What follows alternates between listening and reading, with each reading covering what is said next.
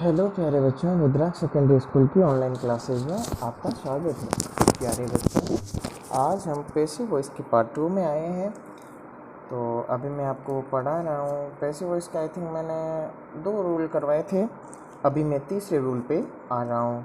मेरा तीसरा रूल ये कहता है प्यारे बच्चों, जैसे यदि एक्टिव का सेंटेंस किस टेंस का है, प्रेजेंट परफेक्ट टेंस का है। देखो प्यारे बच्चों, प्रेजेंट परफेक्ट में हैज है प्लस वर्ब की कौन सी फॉर्म होती है, थर्ड फॉर्म होती है। तो देखो सब्जेक्ट प्लस हैज है बिल्कुल है, उसके बाद वर्ब की थर्ड फॉर्म है बिल्कुल है, उसके बाद में ऑब्जेक्ट है। अब प्रेजेंट परफेक्ट टेंस के एक्टिव सेंटेंस को पैसिव में कैसे बदलेंगे। सबसे पहले ऑब्जेक्ट को शुरुआत में लाएंगे, हैज का हैज यूँ का यूँ रखेंगे, लेकिन इसके साथ एक नया वर्ड ऐड करेंगे और उस वर्ड का नाम है बीन। क्या वर्ड ऐड करेंगे प्यारे बच्चों, बीन। उसके बाद में वर्ब की थर्ड फॉर्म, उसके बाद में बाई, उसके बाद में सब्जेक्ट। ऐसे हम पैसिव में कन्वर्ट करेंगे। जैसे देखो, she has sung a sweet song. देखो वर्ब की थर्ड फॉर्म है हैज आया, परफेक्ट का सेंटेंस है। अब हम इसको चेंज कैसे करेंगे, तो देखो प्यारे बच्चों, सबसे पहले ऑब्जेक्ट लाएंगे, अ स्वीट सॉन्ग ऑब्जेक्ट है।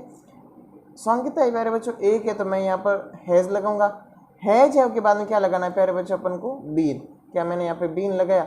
उसके बाद में वर्ब की थर्ड फॉर्म, क्या मैंने यहाँ पर सिंग सैंग संग वर्ब की थर्ड फॉर्म की बाई। अब देखो यहाँ पर सी है, सी कन्वर्ट होके क्या बनेगा प्यारे बच्चों, सी कन्वर्ट होके बनेगा, इसका सी का ऑब्जेक्टिव केस होगा हर। क्या मैंने यहाँ पे किया, यहाँ तक कोई समस्या, कोई समस्या नहीं होगी, आशा करता हूँ। आगे चलो, I have finished all the work. अब प्यारे बच्चों इतना हमेशा ध्यान रखो, वर्ब वर्ब होती है ना, जो वर्ब के जस्ट बाद वाला ही क्या होता है प्यारे बच्चों, ऑब्जेक्ट होता है। तो आपको ये कंफ्यूज होने की कोई ज़रूरत नहीं है कि सर यहाँ पर वर्क है ऑब्जेक्ट या द ऑब्जेक्ट है या ऑल। यहाँ पर ऑल द वर्क ये पूरा का पूरा ऑब्जेक्ट है। तो यहाँ पर मैं सबसे पहले ऑब्जेक्ट को सब्जेक्ट बनाऊंगा। तो देखो ऑल द वर्क को मैंने यहाँ पे आगे लाया, ऑल द वर्क। ओके, अब देखो, अब आप वर्ब के साथ हैज यूज करोगे या हैव यूज करोगे। अब आप कंफ्यूज हो, यहाँ पर जो ही आप ऑल द देखोगे आप इसको सीधा प्लूरल मानोगे। क्या मानोगे, प्लूरल। लेकिन आप ऐसा मानोगे तो आपके हो जाएगा क्या प्यारे बच्चों, वो हो जाएगा आपके गलत। अब ध्यान से देखना प्यारे बच्चों, ऑल द वर्क, पहले मैं ये कहूँ कि एक काम, 2 काम, 3 काम, 5 काम, ऐसा हम कभी कहते हैं क्या, नहीं कहते। तो जो वर्क है वो काउंटेबल है या अनकाउंटेबल है, एग्जैक्टली ये अनकाउंटेबल है। तो अब यहाँ पर मैंने अभी आपको कुछ दिन पहले बताया था, शायद तक पैसिव के चैप्टर में बताया होगा या वर्ब एग्रीमेंट के, सब्जेक्ट वर्ब एग्रीमेंट के चैप्टर में बताया कि हमेशा जो अनकाउंटेबल नाउन होता है वो हमेशा सिंगुलर यूज होता है। कैसा होता है प्यारे बच्चों, सिंगुलर। तो देखो यहाँ पर जो वर्ग है ये सिंगुलर है, यहाँ पर ऑल द वर्क। उसके बाद में मैं यहाँ पर क्या भरूंगा, हैज। यदि मैं हैव ऑल को देखे हैव भरूंगा मेरा हो जाएगा गलत। उसके बाद में फिनिश्ड बाई, यहाँ पर आई है, सब्जेक्टिव केस में आई है, तो ऑब्जेक्टिव केस में लाला वो क्या बनेगा, मी। क्या मैंने मी बनाया, यहाँ तक किसी को कोई समस्या नहीं होगी। आगे वाला सेंटेंस देखो, सी हैज टोल्ड। देखो हैज प्लस वर्ब की थर्ड फॉर्म बिल्कुल है। उसके बाद में अ लाई, ही हैज टोल्ड अ लाई। अब अ लाई है तो मैं यहाँ पर सबसे पहले टोल्ड वर्ब है, वर्ब के जस्ट बाद वाला अ लाई ये क्या है, ऑब्जेक्ट है। क्या है प्यारे बच्चों, ऑब्जेक्ट है। अब देखो मैं सबसे पहले अ लाई को आगे लाऊंगा, मैं लाया। उसके बाद मैं हैज यूज करूंगा, हैज यूज। हैज के बाद में मुझे यहाँ पर क्या यूज करना, बीन। मैंने यहाँ पर बीन यूज किया। बीन के बाद में वर्ब की कौन सी फॉर्म, थर्ड फॉर्म। मैंने यहाँ पर थर्ड फॉर्म यूज की, दिख तो रहा है। उसके बाद में मैं बाई। उसके बाद देखो सी का ऑब्जेक्टिव केस क्या होगा प्यारे बच्चों, हर। क्या यहाँ पर मैंने हर यूज किया, यहाँ तक किसी को कोई समस्या नहीं होगी, आशा करता हूँ प्यारे बच्चों समझ आ रहा है। यदि नहीं आ रहा ना तो प्लीज़ मुझे कमेंट करके बता दो, ताकि अपने माइंड के अंदर किसी भी प्रकार का कन्फ्यूजन ना रहे। नहीं तो मैं ये सोच रहा हूँ समझ आ रहा है, तुम कुछ कहोगे नहीं तो क्या पता चलेगा। ओके प्यारे बच्चों, नेक्स्ट रूल की तरफ चलते हैं। दिख तो रहा है ना, आज मेरे पास मेरा कोई हेल्पर है ही नहीं, मैं अकेला ही वीडियो बना रहा हूँ। तो हो सके तो बता देना प्यारे। हाँ, हमेशा मैं किसी न किसी को पास बिठाता हूँ, अब दिख रहा होगा। नेक्स्ट रूल ये कहता है प्रेजेंट परफेक्ट कंटिन्यूअस में यदि कोई सेंटेंस दिया हुआ है तो उसमें हमेशा उसका कोई पैसिव सेंटेंसेस नहीं बनेगा। अब पहली बात तो ध्यान से देखो, मैं यहाँ पर आपको कुछ चीज़ें बताता हूँ। पहले इसका स्ट्रक्चर क्या कहता है, सब्जेक्ट आता है, सब्जेक्ट के बाद में हैज आता है, हैज के बाद में बीन आता है, बीन के बाद वर्ब की फोर्थ फॉर्म या आईएनजी फॉर्म आती है, उसके बाद में ऑब्जेक्ट आता है, उसके बाद में सिंस या फॉर आता है। प्यारे बच्चों आप ध्यान से देखना, मैं आपको थोड़ा सा पीछे, अभी तक जितना पढ़ा उससे थोड़ा सा पीछे चलते हैं। मेरा पीछे वाला चैप्टर क्या कहेगा, प्रेजेंट सिंपल टेंस या डू डज आएगा, या वर्ब की फर्स्ट फॉर्म या वर्ब की फिफ्थ फॉर्म आएगी। उसको अपन किस में कन्वर्ट कर रहे थे, उसको अपन कन्वर्ट कर रहे थे इज, आर और एम प्लस वर्ब की थर्ड फॉर्म में। क्या कन्वर्ट कर रहे थे, यहाँ तक कोई समस्या नहीं होगी। उसके बाद में अपन के साथ इज, आर, एम और उसके बाद में वर्ब की फोर्थ फॉर्म मतलब आईएनजी फॉर्म आई, उसको अपन किस में कन्वर्ट कर रहे थे, उसको अपन कन्वर्ट इज आर एम को इज आर एम बना देते थे, लेकिन उसके साथ में ऐड क्या करते थे बीइंग, और उसके बाद में वर्ब की क्या लगा देते थे थर्ड फॉर्म। अब देखो जब हैज हैव आया, हैज हैव प्लस वर्ब की कौन सी form I, third form I, उसको अपन ने किस में कन्वर्ट किया, हैज हैव का हैज हैव ही रखा, लेकिन उसके साथ नया वर्ड ऐड कर दिया बीन, और वर्ब की कौन सी फॉर्म लगा दी प्यारे बच्चों, वर्ब की थर्ड फॉर्म लगा दी। यहाँ तक मैं आशा करता हूँ किसी को कोई समस्या नहीं। अब आप ये सोचो, जब ऑलरेडी एक्टिव के सेंटेंस में बी आ जाए, हेल्पिंग वर्ब के साथ जुड़ा हुआ, बीन आ जाए और बीइंग आ जाए, क्या हम उसको पैसिव में बदल सकते हैं क्या?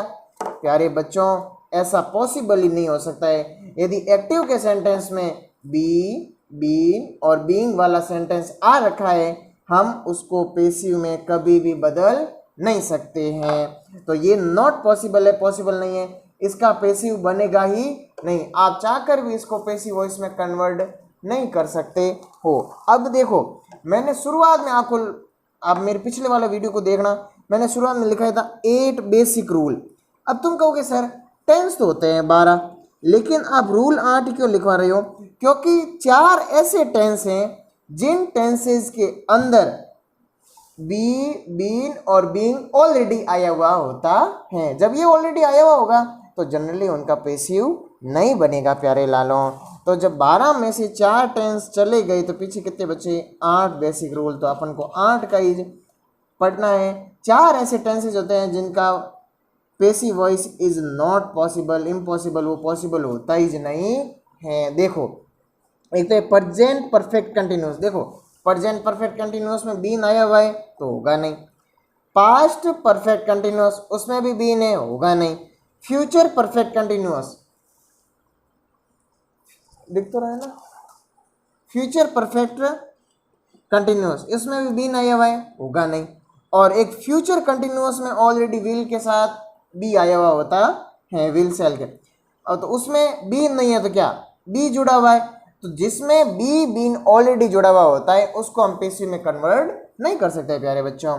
तो देखो हमने 4 टेंसों को अलग किया तो पीछे कितने बच गए, 8 टेंसों को हम पैसिव में कन्वर्ट कर सकते हैं। कोई तुम्हें पूछे ऐसे कौन से 4 टेंस हैं जो पैसिव में कन्वर्ट नहीं हो सकते, आप present perfect continuous, past perfect continuous, future perfect continuous और फ्यूचर कंटिन्यूअस टेंस का नाम बता देना। अब चलते हैं प्यारे बच्चों नेक्स्ट रूल की तरफ। नेक्स्ट रूल ये होता है कि सिंपल पास्ट, यदि आपको कोई सेंटेंस एक्टिव का पास्ट सिंपल में दिया हुआ है, आप उसको किस में कन्वर्ट करोगे? देखो प्यारे बच्चों, सब्जेक्ट के बाद में वर्ब की सेकंड फॉर्म आएगी पास्ट टेंस में।